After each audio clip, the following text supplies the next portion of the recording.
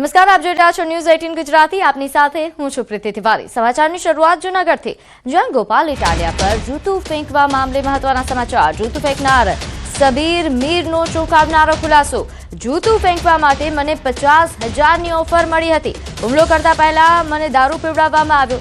જૂતું ફેંકવા માટે પૈસા આપ્યા હોવાનો તેમના દ્વારા દાવો કરવામાં આવ્યો છે। તો આ ખૂબ જ ચોંકાવનારો ખુલાસો સામે આવી રહ્યો છે। નોંધનીય છે કે જૂનાગઢમાં એક કાર્યક્રમમાં ગોપાલ ઇટાલિયા પર જૂતું ફેંકવામાં આવ્યું।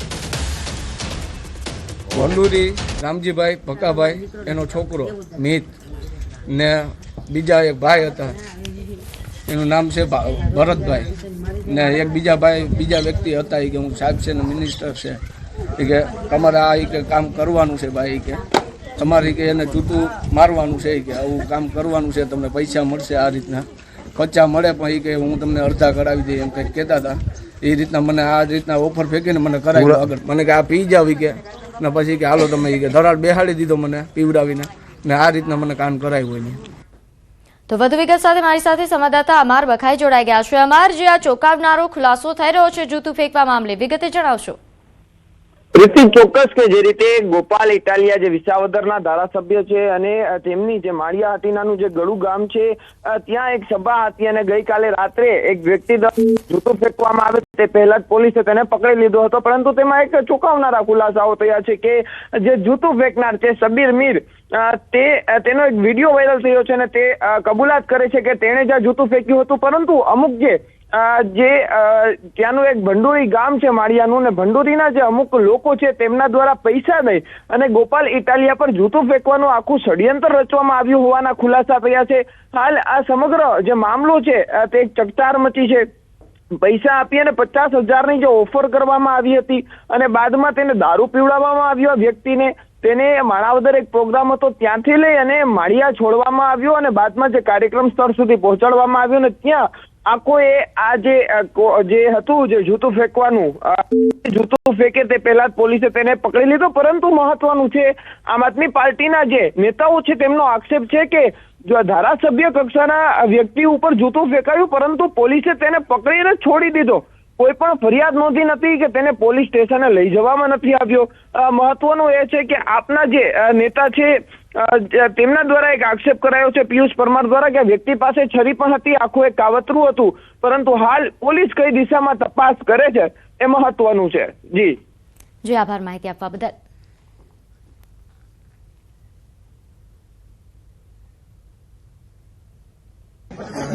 પણ મને એક એ નથી સમજાતું,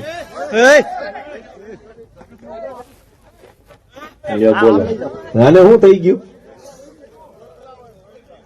અત્યાર સુધી કમ્પ્લેટ બેઠો તો રૂડો રૂપાળો, ઘડીકમાં ક્યાં અવતાર આવ્યો?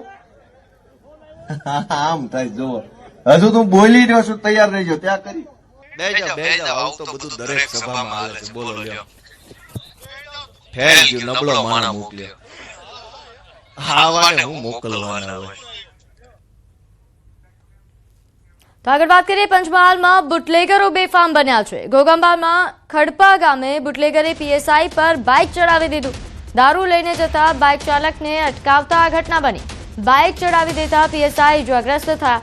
બાઇક લઈને ભાગવા જતા બુટલેગર વૃક્ષ સાથે અથડાયો હતો। પીએસઆઈ SM ડામોરને ગોધરા સિવિલમાં ખસેડવામાં આવ્યા છે।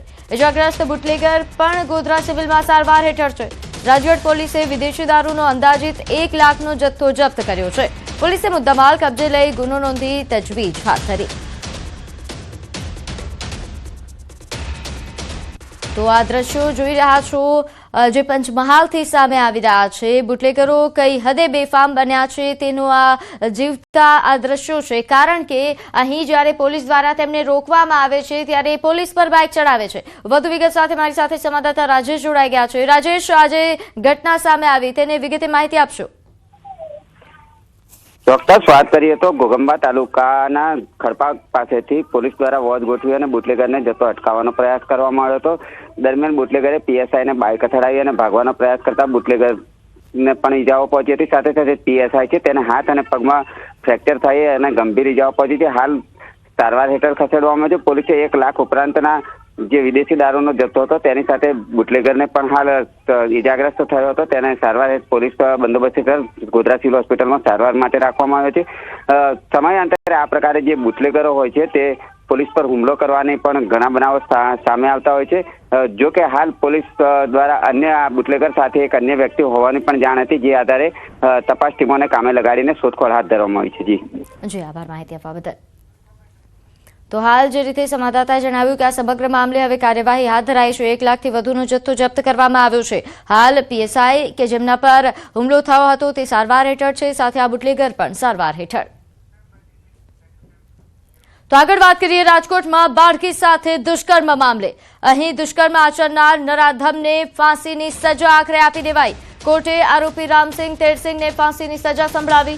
કોર્ટે ગણતરીના દિવસોમાં નરાધમને ફાંસીની સજા સંભળાવી છે. આરોપીએ 7 વર્ષીય બાળકી સાથે 4 ડિસેમ્બરના રોજ દુષ્કર્મ આચર્યું હતું. બાળકીના ગુપ્તાંગના ભાગે ઈજા પહોંચાડી હતી. આટકોટ પોલીસ સ્ટેશન ખાતે પોલીસ ફરિયાદ નોંધાઈ, જે બાદ સરકારી વકીલે કોર્ટ સમક્ષ ફાંસીની સજાની માંગ કરી હતી. ગત 12 તારીખે આરોપીને દોષિત જાહેર કરવામાં આવ્યો હતો. અને અત્યાર સુધીના ઘટનાક્રમ પર જો નજર કરીએ તો 4 ડિસેમ્બરના રોજ કે જ્યારે આ બનાવ બન્યો તે બાદ 8 ડિસેમ્બરના રોજ પોલીસ ફરિયાદ નોંધાઈ અને 9 ડિસેમ્બરના રોજ રામસિંહ તેરસિંહની ધરપકડ કરી લેવામાં આવી. 10 ડિસેમ્બરે કોર્ટમાં તેને રજૂ કરવામાં આવ્યો હતો, રિમાન્ડ મેળવવામાં આવ્યા અને 10 ડિસેમ્બરના રોજ રિકવરી પંચનામાની કાર્યવાહી દરમિયાન આરોપીએ પોલીસ પર હુમલો પણ કર્યો હતો. પોલીસે તેનો વળતો હુમલો કર્યો, તેને જવાબ આપ્યો, જે બાદ 11 ડિસેમ્બરના રોજ આરોપી અને પોલીસ કર્મીને સારવાર અર્થે આટકોટથી રાજકોટ સિવિલ હોસ્પિટલમાં ખસેડવામાં આવ્યા હતા. 13 ડિસેમ્બરના રોજ આરોપીને હોસ્પિટલમાંથી ડિસ્ચાર્જ અપાયું અને 15 ડિસેમ્બરના રોજ રિમાન્ડ પૂર્ણ થતા જેલ હવાલે કરવામાં આવ્યો અને 19 ડિસેમ્બરના રોજ કોર્ટ કેસ ફાઇલ થયો. 20 ડિસેમ્બરના રોજ પ્રથમ હાયરિંગ હતું અને ચાર્જશીટ રજૂ કરવામાં આવી અને 3 જાન્યુઆરીના રોજ વધારાના નિવેદન પણ નોંધવામાં આવ્યા. તે બાદ 5 જાન્યુઆરી કે જ્યારે અંતિમ દલીલો રજૂ કરવામાં આવી. 12 જાન્યુઆરીના રોજ આરોપીને કસૂરવાર ઠેરવવામાં આવ્યો અને 17 જાન્યુઆરીના રોજ ફાંસીની સજા સંભળાવવામાં આવી. તો આ નરાધમને આખરે ફાંસીની સજા સંભળાવી દેવામાં આવી છે. તમામ ફોરેન્સિક પુરાવા સ્થળથી અમને અમુક ફોરેન્સિક પુરાવા મળ્યા. જો વેપન તરીકે જો સરિયો યુઝ કર્યો હતો, સરિયો મળ્યો અને સ્થળથી અમને બાયોલોજીકલ ફોરેન્સિક પુરાવા મળ્યા. આ તમામની વ્યવસ્થિત ચકાસણી સુશ્રી સિમરન ભારદ્વાજ એએસપીના નેતૃત્વમાં આ ટીમ ટૂંક સમયમાં કરી અને પછી આ પુરાવાને સારી રીતે કોર્ટ સમક્ષ રજૂ કરીને આજે 41 ડેઝમાં એફઆઈઆરથી ટોટલ 41 ડેઝમાં આજ અમને આરોપીને ફાંસીની સજા મળી છે. રાજકોટના આટકોટમાં બાળકી સાથે દુષ્કર્મ આચરનારને ફાંસીની સજા થઈ. કોર્ટે ગણતરીના દિવસોમાં જ ફાંસીની સજા સંભળાવી છે. સમગ્ર મામલે નાયબ મુખ્યમંત્રી હર્ષ સંઘવીએ સોશિયલ મીડિયા પર પોસ્ટ કરી. તેમણે પોસ્ટમાં કડક શબ્દોમાં લખ્યું કે અમારી દીકરીઓ પર હુમલો એટલે જીવનનો અંત. गुजरात सरकारનો સ્પષ્ટ સંદેશ, દીકરીઓ કે બહેનો પર હુમલો એટલે જીવનનો અંત. આટકોટની 6 વર્ષની માસૂમ દીકરી જોડે દુષ્કર્મની ઘટનાને આજે 40મા દિવસ પર ગુનેગારને ફાંસીની સજા અપાવવામાં ગુજરાત સરકારને સફળતા પ્રાપ્ત થઈ છે. હું રાજકોટ ગ્રામ્ય પોલીસ, સૌ વકીલો અને ન્યાયતંત્રનો ખૂબ ખૂબ આભારી છું. આ જ પ્રકારે ગુજરાત સરકાર દ્વારા ભૂપેન્દ્રભાઈ પટેલના માર્ગદર્શનમાં 100 દિવસની અંદર અનેક દુષ્કર્મના કિસ્સાઓમાં ફાંસીની સજા અને આજીવન કેદની સજા અપાવવામાં સફળતા પ્રાપ્ત થઈ છે. આ પ્રકારના ગુનાઓમાં ગુજરાત સરકાર ખૂબ જ ગંભીરતાથી ડે ટુ ડે કામગીરી કરી રહી છે. આવનારા દિવસોમાં આ પ્રકારના જે પેન્ડિંગ કેસીસ છે એની ઉપર બી ડે ટુ ડે કામગીરી કરવા માટે ગુજરાત સરકારનો સંકલ્પ છે. હજુ તો એક નરાધમને ફાંસીની સજા મળી છે. ત્યાં સુરતમાં પ્રજ્ઞાચક્ષુ યુવતી સાથે દુષ્કર્મની ચકચારી ઘટના બની. કન્સ્ટ્રક્શન સાઇટ પર ગેમ રમવા લઈ જઈ દુષ્કર્મ આચર્યું. ભીમરાડ વિસ્તારમાં નવી બિલ્ડિંગનું બાંધકામ ચાલી રહ્યું હતું, જ્યાં 21 વર્ષીય પ્રજ્ઞાચક્ષુ યુવતી પોતાના પતિ સાથે મજૂરી કામ કરે છે. ત્યાં આલમ નામનો શખ્સ, જે માત્ર 15 દિવસ પહેલા કામ માટે આવ્યો હતો, તેણે આ બળાત્કાર ગુજાર્યો. યુવતીને ગેમ રમવાના બહાને રૂમમાં લઈ ગયો અને પોલીસે હાલ તો આરોપીની ધરપકડ કરી છે, કાર્યવાહી હાથ ધરી છે. નોંધ્ય છે કે આ આલમ જે 15 દિવસ પહેલા અહીં રહેવા આવ્યો હતો અને ટાઇલ્સનું કામ કરતો હતો.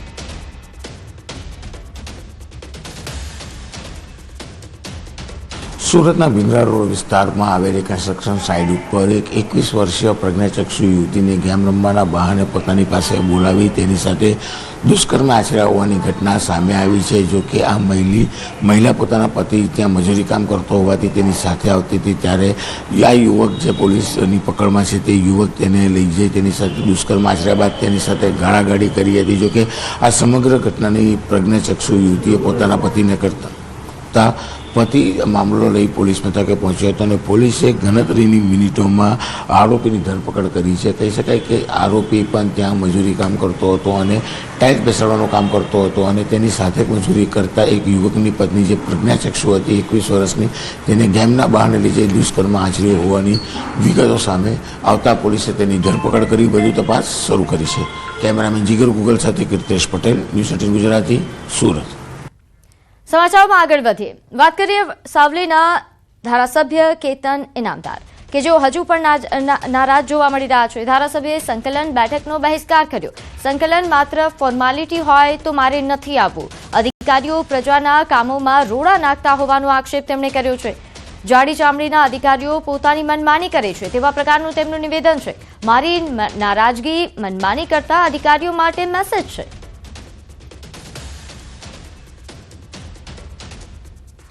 અગત્યની મહત્વની બેઠકને ખાલી ફોર્માલિટી તરીકે પૂરી કરવામાં આવતી હોય તેનો ભાગ બનવા હું નથી માગતો. એટલા માટે જ આજની સંકલનમાં ઉપસ્થિત રહેવા નથી માગતો.